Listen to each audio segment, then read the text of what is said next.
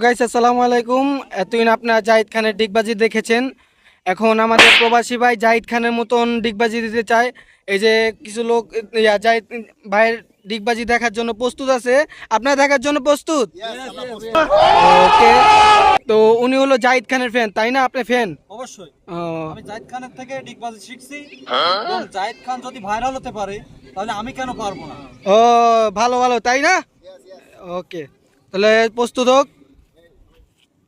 জাহিদ খানের ডিগবাজি দিবে অনেকদিন পরও আমরা প্রবাসী ভাইদের। Ready, 1 2 action.